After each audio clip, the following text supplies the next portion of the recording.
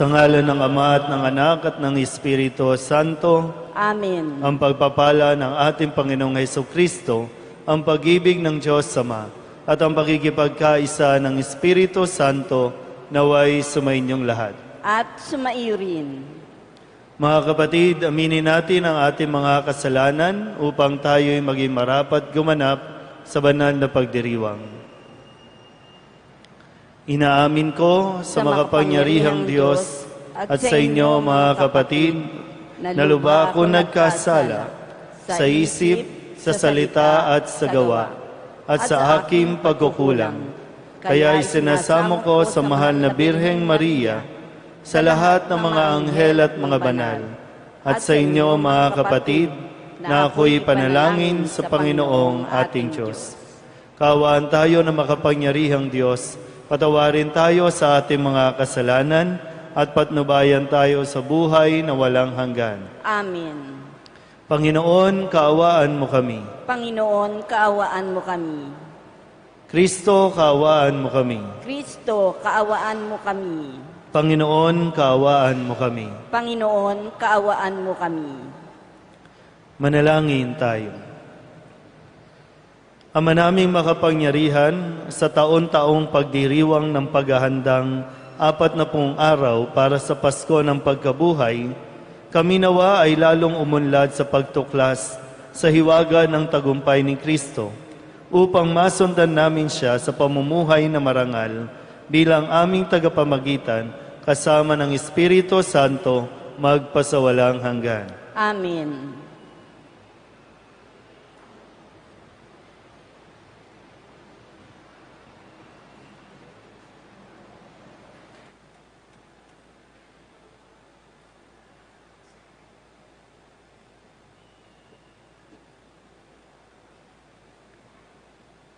Pagbasa mula sa aklat ng Henesis.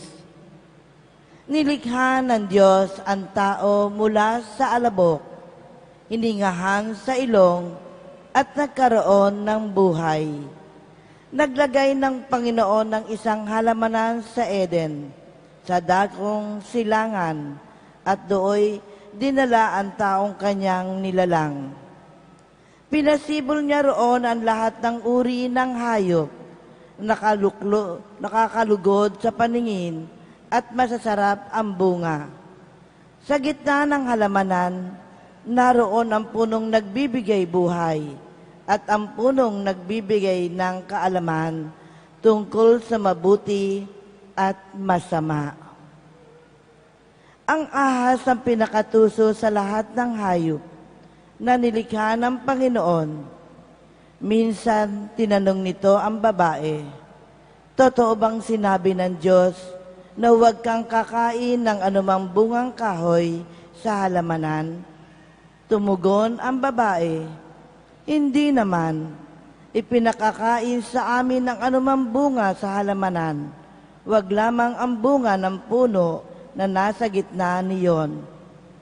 Pag kami raw ay kumain ng bunga nito o humipo man lamang sa punong iyon, mamamatay kami." Hindi totoo iyan. Hindi kayo mamamatay, wika ng ahas. Gayon ang sabi ng Diyos, sapagkat alam niya kung kakain kayo ng bunga niyon, magkakaroon kayo ng pagkaunawa. Kayo'y magiging parang Diyos.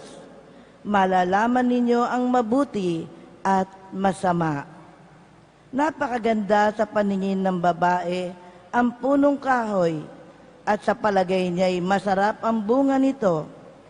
Nabuo sa isipan niya na mabuti na maging marunong, kaya't pumitas siya ng bunga at kumain.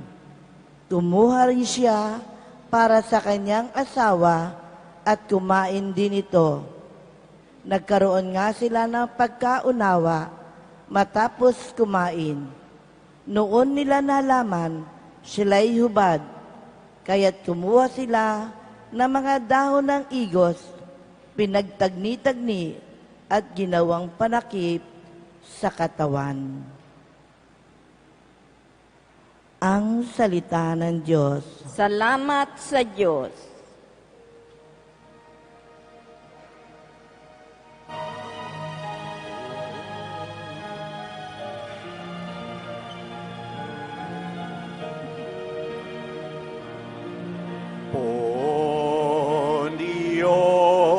kaawaan, kaming sa'yo'y nagsisuway. O iyong kaawaan, kami sa'yo'y nagsisuway. Ako'y kaawaan, o mahal kong Diyos, sang-ayon sa iyong kagandahang loob. Mga kasalanan ko'y iyong pawiin, ayon din sa iyong pag-ibig sa akin. Linisin mo sana ang aking karumhan at ipatawad mo yaring kasalanan.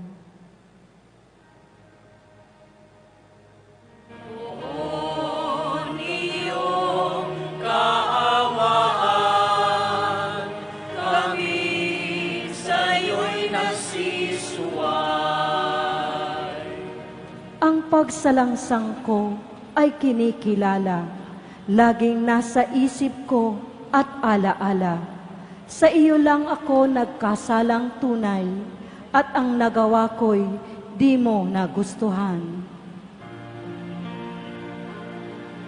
O iyong kaawaan, kami sa'yo'y nagsisuway. Isang pusong tapat sa aking likain, bigyan mo, O Diyos, ng bagong damdamin. Sa iyong harapay, huwag akong alisin, ang Espiritu mo ang papaghariin. O iyong kaawaan, kami sa'yo'y nagsisuway.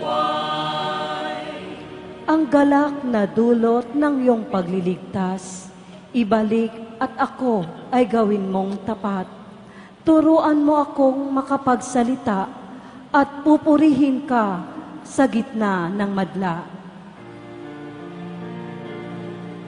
O iyong kaawaan, kami sa'yo'y nagsisuway.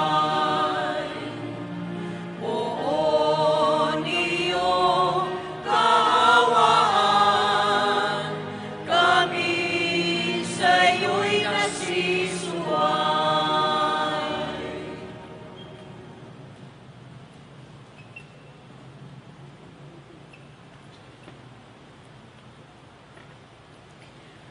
Pagbasa mula sa sulat ni Apostol San Pablo sa mga taga-Roma. Mga kapatid, ang kasalan ay pumasok sa sanlibutan sa pamamagitan ng isang tao, at ang kamatayan sa pamamagitan ng kasalanan niya. Dahil dito, lumaganap ang kamatayan sa lahat ng tao, sapagkat ang lahat ay nagkasala. Nasa sanlibutan na ang kasalanan bago pa ibinigay ang kautusan. Ngunit walang pinananagot sa kasalanan kung walang kautusan. Gayunman, naghari ang kamatayan mula kay Adan hanggang kay Moises. Kahit sa mga tao na ang pagkakasalay di tulad ng pagsuway ni Adan. Si Adan ay anino ng isang darating, ngunit magkaiba ang dalawang ito, sapagkat ang kagandahang loob ng Diyos ay higit na di hamak kaysa pagsuway ni Adan. Totoo nga nagdala ng kamatayan sa marami ang pagsuway ni Adan. Ngunit malaki ang kahigta ng kagandahang loob ng Diyos at ng kaloob ng dumating sa napakarami sa pamamagitan ng isang tao, si Jesucristo. Ang kaloob ay higit na di hamak kaysa ibinunga ng pagsuway ni Adan. Nagdala ng hatol na kaparusahan ang kanyang pagsuway. Ngunit ang kaloob na dumating sa kabila ng maraming pagsuway ay nagdulot ng kapatawaran. Sa pamamagitan ng isang tao, si Adan, naghari ang kamatayan dahil sa kanyang kasalanan. Ngunit sa pamamagitan din ng isang tao, si Hesukristo, higit ang kinamta ng mga kinahabagan ng sagana at pinawalang sala. Sila'y maghahari sa buhay. Kay laki ng kahigtan ng pagpapalang ito kaysa sa kasawiang iyon. Kaya't kung paanong nagbunga ng kaparusahan sa lahat ang kasalanan ng isang tao, ang pagkamatuwid naman ng isang tao ay nagdulot ng kapatawaran at buhay sa lahat. Sapagkat sa pagsuway ng isang tao ay marami ang naging makasalanan. Gayon din naman, marami ang pawawalang sala sa pagsunod ng isang tao. Ang salita ng Diyos. Salamat sa Diyos.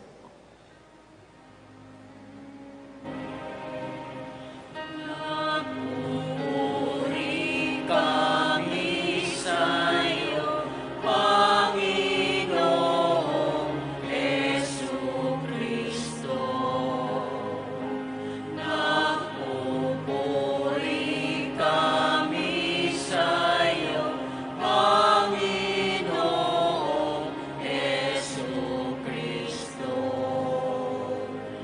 Ang tao ay nabubuhay, hindi lamang sa tinapay, kundi sa salitang mahal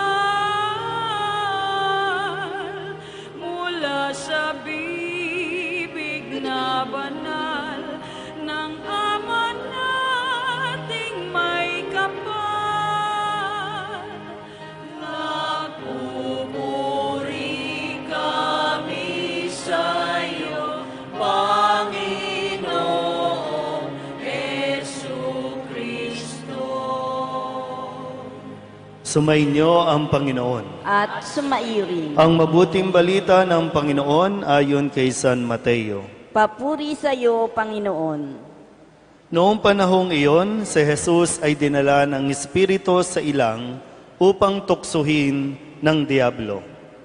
Doon, 40 araw at 40 gabing nag-ayuno si Jesus at siya'y nagutom. Dumating ang manunukso at sinabi sa kanya, "Kung ikaw ang anak ng Diyos, gawin mong tinapay ang mga batong ito." Ngunit sumagot si Jesus, "Nasusulat, hindi lamang sa tinapay nabubuhay ang tao, kundi sa bawat salitang namumutawi sa bibig ng Diyos." Pagkatapos, dinala siya ng Diablo sa taluktok ng templo sa banal na lungsod. "Kung ikaw ang anak ng Diyos," sabi sa kanya, "magpatihulog ka, sapagkat nasusulat, ipagbibili niya sa kanyang mga anghel na ingatan ka, aalalayan ka nila upang hindi ka matisod sa bato." Sumagot si Jesus, "Nasusulat din naman, huwag mong subukin ang Panginoon mong Diyos." Pagkatapos, dinala rin siya ng Diablo sa isang napakataas na bundok. Mula rooy ipinatanaw sa kanya ang lahat ng kaharian ng sanlibutan at ang kayamanan ng mga ito. At sinabi ng Diablo, "Ibibigay ko sa iyo ang lahat ng ito kung magpapatira pa ka at sasamba sa akin." Sumagot si Jesus, "Lumayas ka, Satanas, sapagkat nasusulat, ang iyong Diyos at Panginoon ang sasambahin mo. Siya lamang ang iyong paglilingkuran." At iniwan siya ng Diablo. Dumating ang mga anghel at naglingkod sa kanya. Ang mabuting balita ng Panginoon. Pinupuri ka namin, Panginoong Hesukristo. Isang magandang hapon po sa inyong lahat. Kompleto ha. Ngayon po ay nasa unang linggo tayo ng 40 araw na paghahanda o Kwaresma. Kung bibilangin naman natin, mula nung nag-Ash Wednesday, ngayon po ay ikalimang araw. Wednesday, Thursday, Friday, ikalima. Tama. So ikalimang araw na ng 40 araw. At sabi dito, sa 40 araw ay dapat po yung intense, no? Yung pag-aayuno natin. Kung paanong narinig natin sa Ebanghelyo na si Kristo ay dinala sa ilang upang doon ay mag-ayuno at doon ay tuksuhin. Pero tingnan muna natin, no? Ano-ano yung mga panunukso ng demonyo. May 3 panunukso na ginamit ang demonyo. Sige nga, kung kayo po ay nakinig muna bago natin pagtuwa. Ano yung unang tukso? Yung unang tukso ay, ano po yan, Tay? Ang bato na gawing tinapay. Sabi ng demonyo, kung ikaw ang anak ng Diyos, makapangyarihan ka, gawin mong tinapay ang mga batong ito. Gutom na si Jesus nun eh. Yun ang unang tukso. Pangalawang tukso, ano po ang sinabi? Huwag kumain ng prutas. Sa unang pagbasa yan. Si Eva, sabi nung ahas. No? Sabi nung ahas, totoo bang sinabi ng Diyos na hindi ka pwedeng kumain ng anumang halamanan o pagkain dito? Brad, yung pangalawang tukso. Pangalawang tukso. Tutuksuhin ko kayo. No? Ano kayo? O kayong dalawa, magka-holding hands pa kayo. Dapat sabay yung sagot. Ano yung pangalawang tukso? Yung tumalon po. Yung tumalon, yung sabi, kung ikaw ang anak ng Diyos, magpatihulog ka. Tay, nandun ka sa screen, no? Ano yung pangatlo? Ano yung pangatlo? Pangatlong tukso. Ate. Ano yung pangatlong tukso? Ano daw? Yung bulungan nyo. May chismis? Ano yung pangatlo? Yung pong lahat po na makita niya, mapapasa kanya. Yung pangatlong tukso ay sa pinakita, di ba? Lahat ng kaharian, lahat ng kayamanan. Ang sabi, ibibigay ko sa iyo yan. Basta sambahin mo lang ako. Magpatira pa ka lang sa akin. Ibibigay ko sa iyo ang lahat ng iyan. Yan ang mga tukso na ginagamit ng demonyo para tayo lubusang maakit sa kanya. Yung pangaakit ng demonyo sa unang pagbasa, sa unang tao, kay Eva at kay Adan, siya rin ang ginamit na panunukso kay Jesus at siya rin ginagamit magpasa hanggang ngayon. Ang tanong, nakakita ka na ba ng manunukso? Pag sinabing manunukso, nakakita ka na ba ng demonyo?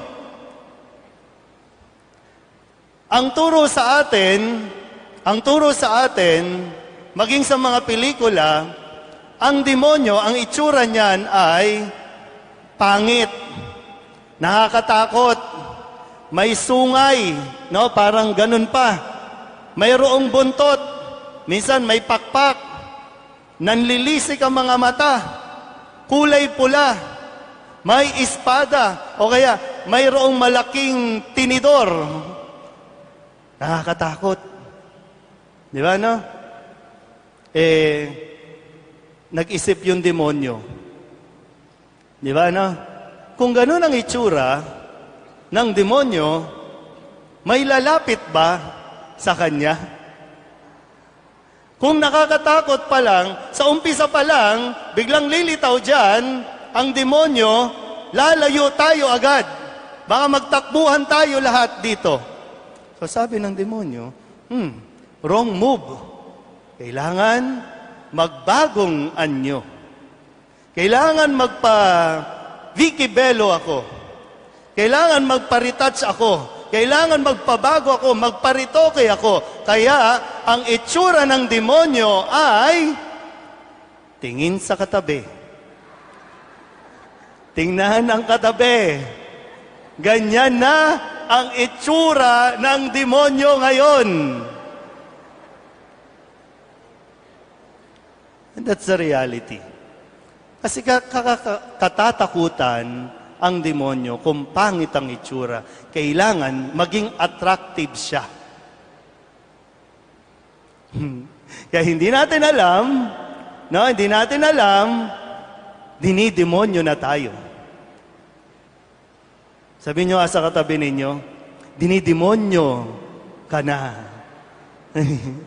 Dinidemonyo na tayo dito, di pa natin alam. Kasi nga, hindi tayo pamilyar na ganyan ang itsura ng mga demonyo.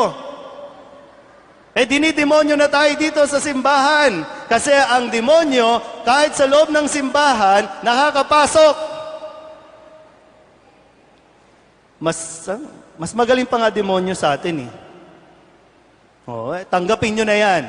Kasi ang demonyo, nagbabasa at alam niya yung nasusulat. Lagi niya sinasabi, nasusulat, pangangalagaan ka. Tayo, wala man lang tayong mahugot. Ang dami nating hugot, pero wala tayong mahugot pagdating sa salita ng Diyos. Kaya wala tayong naipanlalaban. Which is yan yung tinuturo ni Kristo, paano natin paglalabanan ito. Totoong may demonyo. Totoo yan. Maniwala na kayo. Natatakot nga kayo sa katabi niyo, di ba? Hindi nga kayo makatingin Kasi biglang gaganon yung sungay niya, no? Pero, yung mga panunokso ng demonyo, pambubuli ng demonyo, ay baka hindi natin napapansin.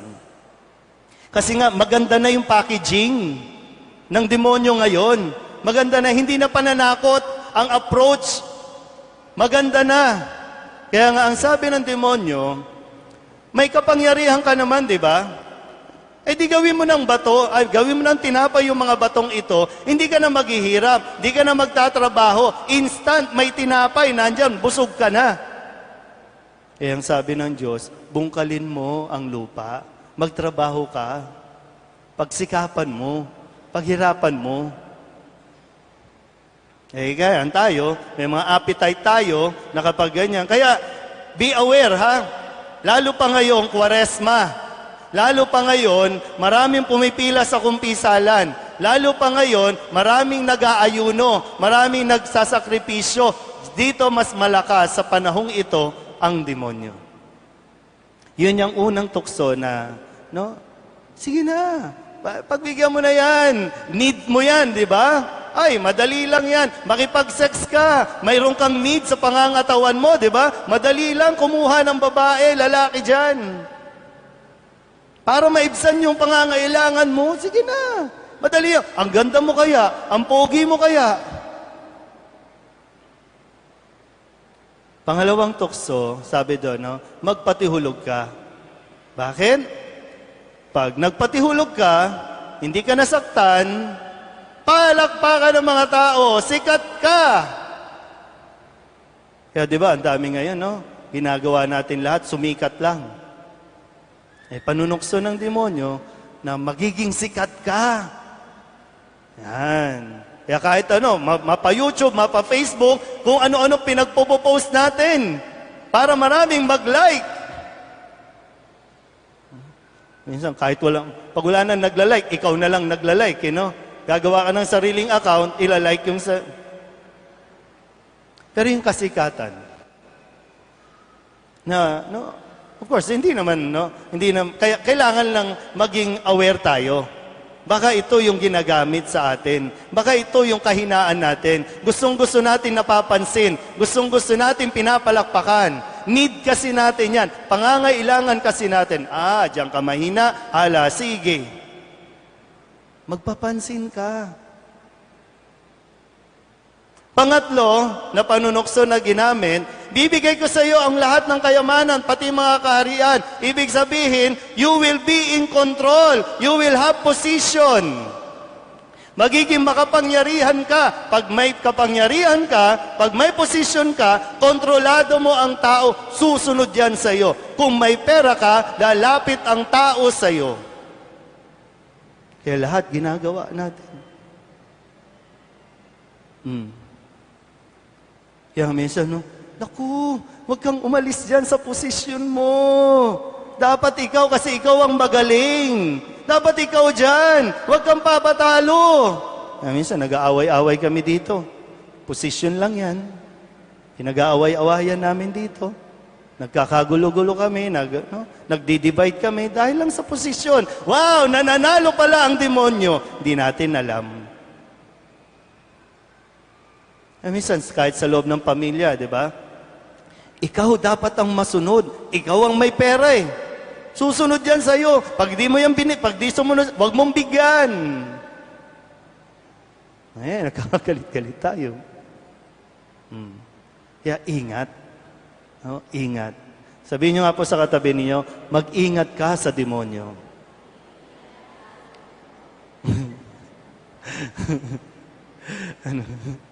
Pero sabi, baka mamaya ako pala yun, Ako pala ang bubuli sa inyo, Pero di ba, reality check tayo, Baka minsan sobrang bilib natin sa sarili natin kasi yan ang gustong palabasin ng demonyo. Bumilib ka, paniwalaan mo sarili mo hanggang sa kahit ang Diyos, kaya nating i-defy. Kahit ang Diyos, kaya nating lampasan kasi magaling nga ako. Pero yung sikreto, paano natin naharapin ang tukso? Huminahon ka, hindi mo kailangan makipagdebate sa demonyo. Kasi the more na nakikipagdebate ka sa demonyo, the more na mananalo siya at magkakaroon siya ng kontrol sa iyo. Kaya huwag magagalit kung paano yung kilos ni Kristo, kalmado lang. Pag sinabing nasusulat, mayroon din siyang alam, nasusulat din. At yun yung pinaninindigan. Salita ng Diyos ang panlaban natin. Kaya sabihin nyo, yung mga lalaki, pag inaaway kayo ng mga asawa ninyo, ang sasabihin niyo, nasusulat! Ang babae, pasakop ka sa asawa. Tapos kailangan makaisip ka rin, nasusulat din! Mahalin mo ang iyong asawa. O di, pareho na kayo. Pero yun ang sekreto. Kaya nga, panawagan, sikapin nating matandaan. Hindi man tayo nagbabasa ng Biblia, matandaan mo, kahit linggo, yung sinasabi at pinapahayag na salita ng Diyos. Amen?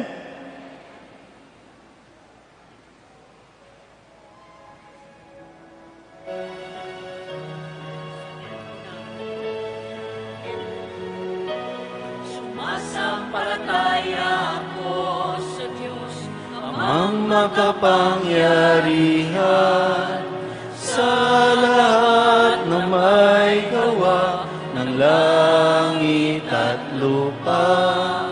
Sumasampalataya ako kay Hesu Kristo, isang anak ng Diyos, Panginoon nating lahat.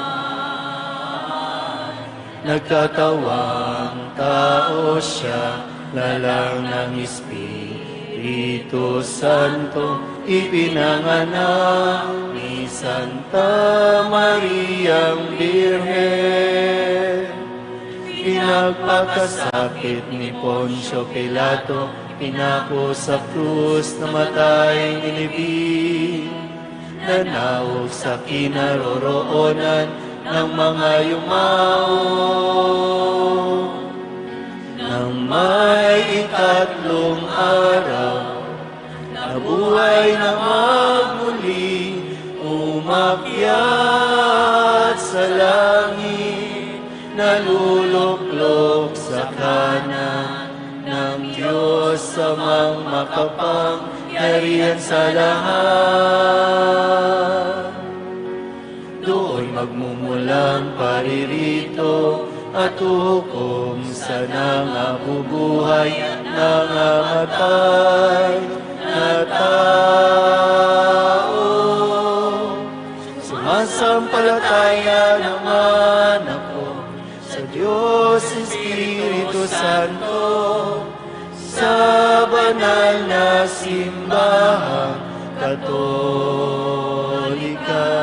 sa kasamahan ng mga banal, sa kapatawaran ng mga kasalanan, sa pagkabuhay na muli ng nangamatay na tao, at sa buhay na walang hanggan.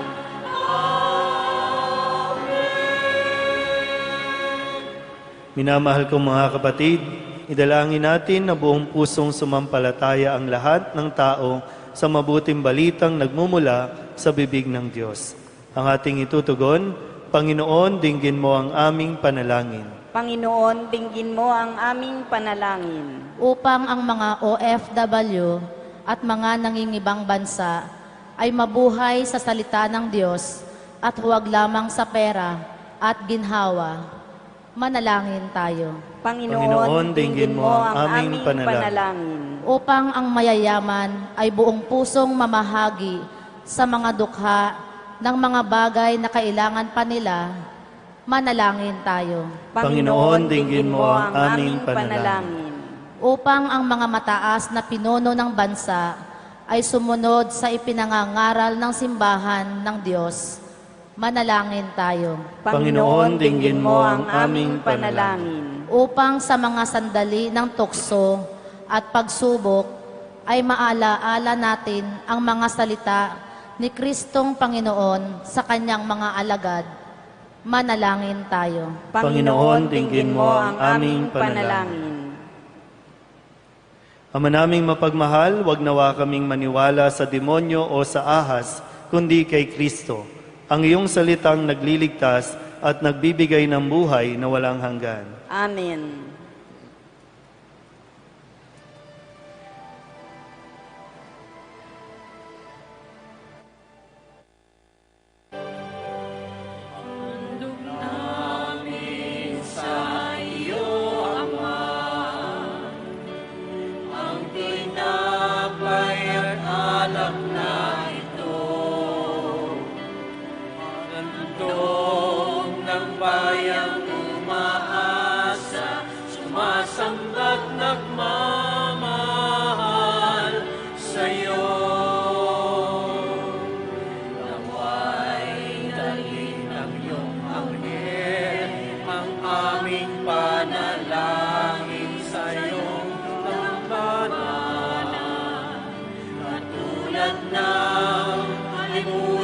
ng insenso, umaakyat sa kalangitan.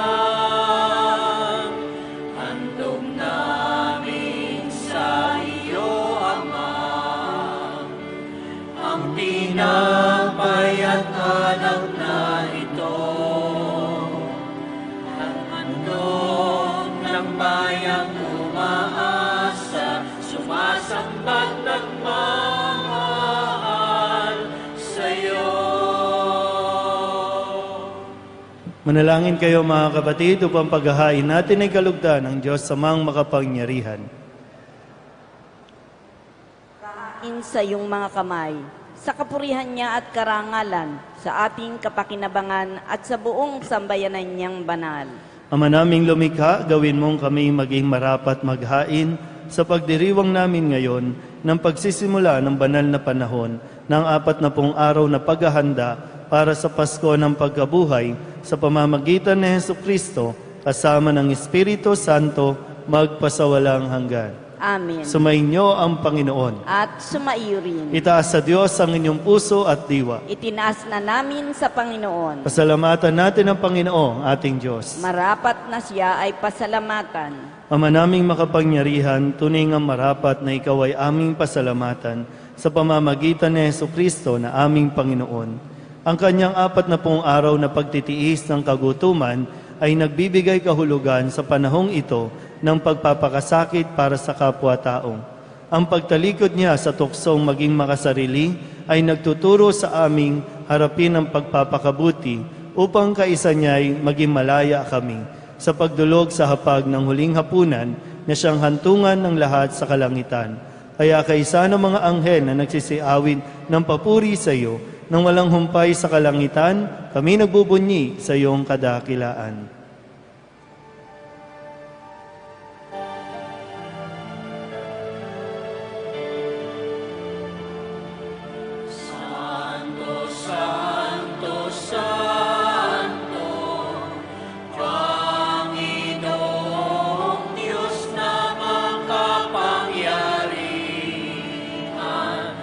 napupuno ang langit at lupa ng kalwalhatian mo.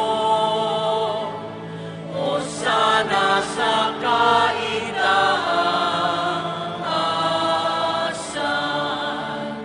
pinagpalang na paririto sa ngalan ng Panginoon. Hosana sa kaitaasan.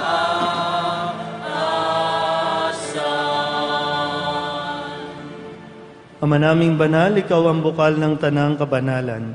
Kaya't sa pamamagitan ng iyong Espiritu, gawin mong banal ang kaloob na ito upang para sa amin maging katawan at dugo ng aming Panginoong Hesukristo. Bago niya pinagtiis ang kusang loob na maging handog, hinawakan niya ang tinapay, pinasalamatan kaniya, pinaghati-hati ni iyon, iniabot sa kanyang mga alagad at sinabi, "Tanggapin ninyong lahat ito at kanin, ito ang aking katawan na iahandog para sa inyo."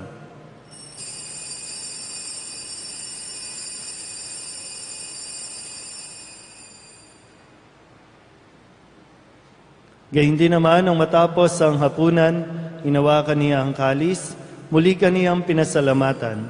Inabot niya ang kalis sa kanyang mga alagad at sinabi, "Tanggapin ninyong lahat ito at inumin. Ito ang kalis ng aking dugo, ng bago at walang hanggan tipan, ang aking dugo na ibubuhos para sa inyo at para sa lahat, sa ikapagpapatawad ng mga kasalanan. Gawin ninyo ito sa pag-alaala sa akin."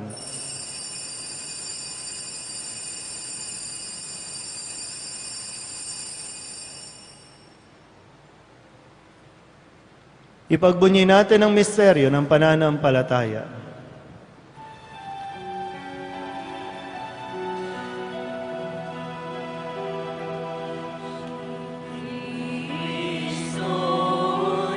Namatay si Kristo'y nabuhay, si Kristo'y babalik sa wakas ng panahon. Ang mga ginagawa namin ngayon ang pag-alaala sa pagkamatay at muling pagkabuhay ng iyong anak, kaya tiniaalay namin sa iyo ang tinapay na nagbibigay buhay at ang kalis na nagkakaloob ng kaligtasan. Kami nagpapasalamat dahil kami iyong minarapat na tumayo sa harap mo para maglingkod sa iyo. Isinasamo namin kami magsasalo-salo sa katawan at dugo ni Kristo ay mabuklod sa pagkakaisa sa pamamagitan ng Espiritu Santo. Ama, lingapin mo ang iyong simbahang laganap sa buong daigdig.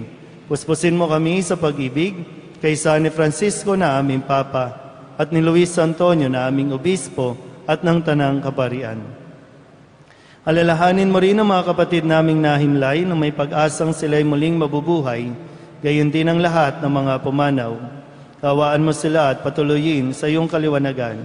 Kawaan mo at pagindapating kaming lahat na makasalo sa iyong buhay na walang wakas.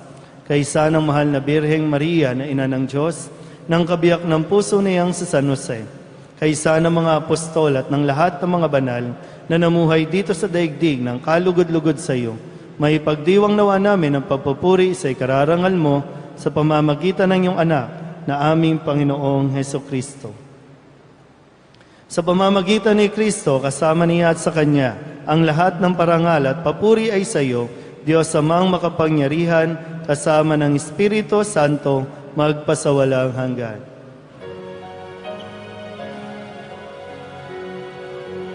Amen, amen, amen, amen, amen, amen, amen, amen. Buong kababaang loob nating dadasalin ang Ama namin. Sabay-sabay po tayong malakas. Ama namin, sumasalangit ka, sambahin ang ngalan mo, mapasa amin ang kaharian mo, sundin ang loob mo dito sa lupa para nang sa langit. Bigyan mo kami ngayon ng aming kakanin sa araw-araw, at patawarin mo kami sa aming mga sala, para ng pagpapatawad namin sa nagkakasala sa amin. At huwag mo kaming ipahintulot sa tukso, at iadya mo kami sa lahat ng masama. Inihiling namin kami iadya sa lahat ng masama, pagkalooban ng kapayapaan araw-araw, iligtas sa kasalanan, at ilayo sa lahat ng kapahamakan, samantalang aming pinananabikan ang dakilang araw ng pagpapahayag ng tagapagligtas naming sa Hesus Kristo. Sapagkat iyo ang kaharian at ang kapangyarihan at ang kapurihan magpakailanman. Amen. Panginoong Hesus Kristo, sinabi mo sa iyong mga apostol, kapayapaan ang iniiwan ko sa inyo, ang aking kapayapaan ang binibigay ko sa inyo. Tunghayan mo ang aming pananampalataya at huwag ang aming mga pagkakasala. Pagkalooban mo kami ng kapayapaan at pagkakaisa ayon sa iyong kalooban, kasama ng Espiritu Santo, magpasawalang hanggan. Amen. Ang kapayapaan ng Panginoon ay laging sumainyo. At sumairin. Magbigayan po tayo ng kapayapaan sa isa't isa.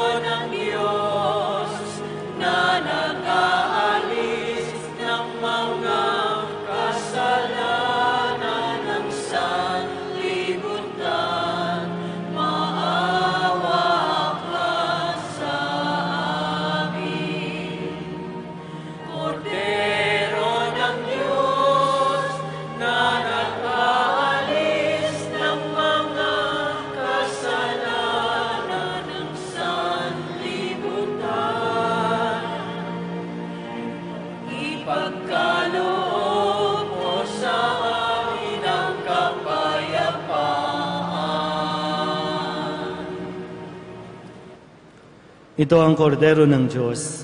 Ito ang nag-aalis ng kasalanan ng sanlibutan. Mapalad ang mga inaanyayahan sa kanyang piging. Panginoon, hindi ako karapat-dapat na magpatuloy sa iyo, ngunit sa isang salita mo lamang ay gagaling na ako.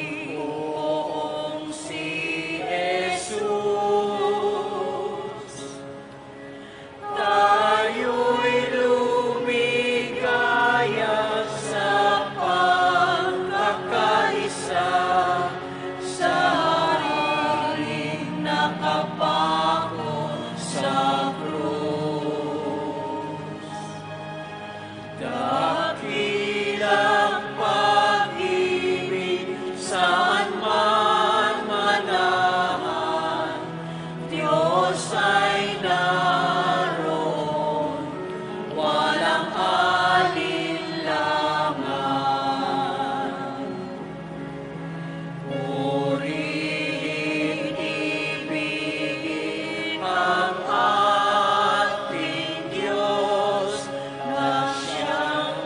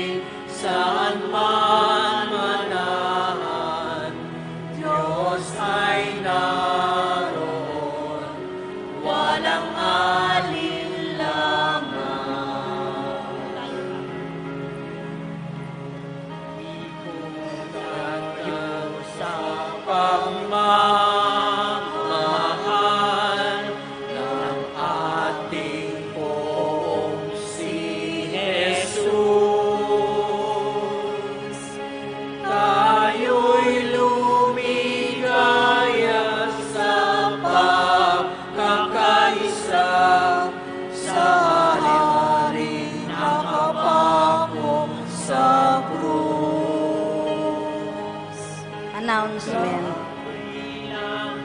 Ngayon po ay National Migrant Sunday. Tayo po ay magkakaroon ng second collection bilang tulong sa apostolado at misyon ng simbahan sa mga nangingibang bansa at kanilang mga pamilya. Tumulong po tayo. Maraming salamat po. Ngayong panahon ng Kwaresma, inilunsad ng ating parokya ang Kwaresma, paglalakbay tungo sa pagbabalik loob. Ito po ay isang maikling Lenten pilgrimage dito lamang sa ating simbahan, kung saan nakatala ang mga gawain ngayong Kwaresma na makakatulong sa ating pagsisikap magbalik loob sa Panginoon. Ang mga booklet po ay makukuha sa ating mga Pilgrim's Desk sa harap ng simbahan at sa Benedict Building. Ang mga makakatapos ng pilgrimage ay makakatanggap ng certificate. Makiisa po tayo sa gawain ito ngayong Kwaresma. Maraming salamat po.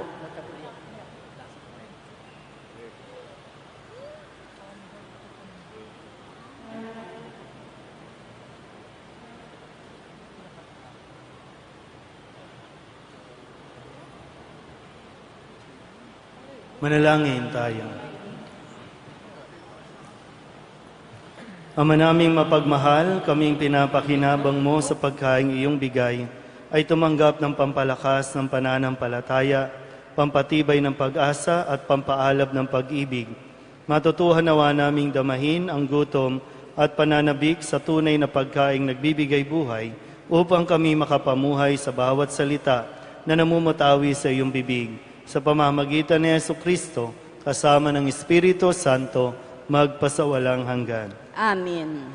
Yung tungkol po sa pilgrimage booklet o guide, yan po ay kayang-kayang matapos ng 2 oras, 1 oras. Huwag nyo naman madaliin, 40 days naman to. Para bawat yung istasyon, napapagnilayan ng mabuti.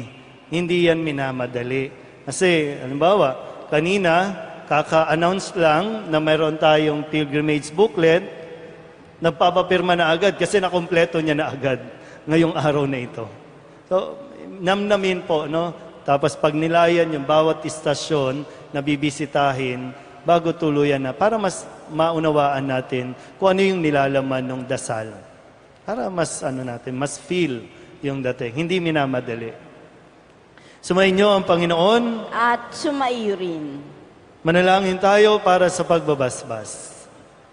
Mahal na poong Jesus Nazareno, inihayag mo sa pamamagitan ng krus ang walang maliw na pag-ibig ng Diyos sa sangkatauhan. Pakinggan mo ang kahilingan ng iyong angkan na nagsusumamo sa iyo. Makamtanawa nila ang inyong katugunan at tanggapin ang kasagutan na may utang na loob na tinatanaw. Basbasan din po ninyo ang mga dala-dala nilang mga imaheng at dasalan at lahat ng mga may karamdaman.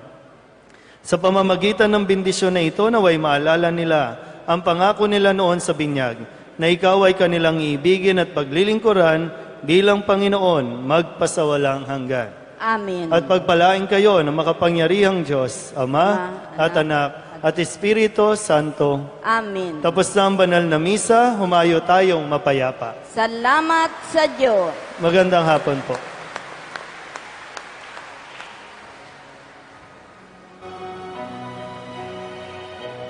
Nuestro Padre Jesus Nazareno, sinasamba ka namin,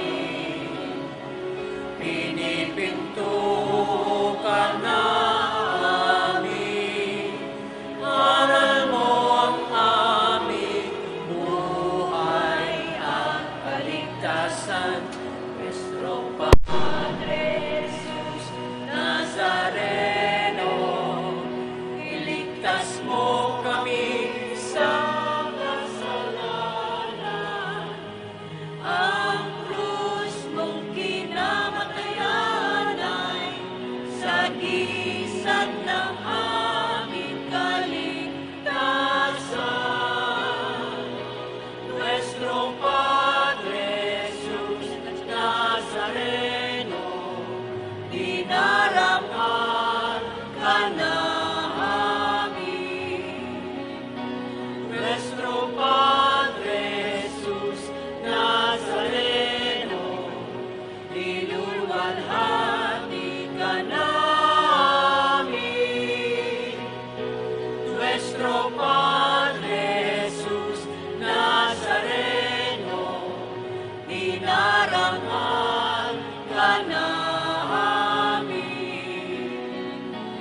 Nuestro Padre Jesus Nazareno, nilulwalhati ka namin.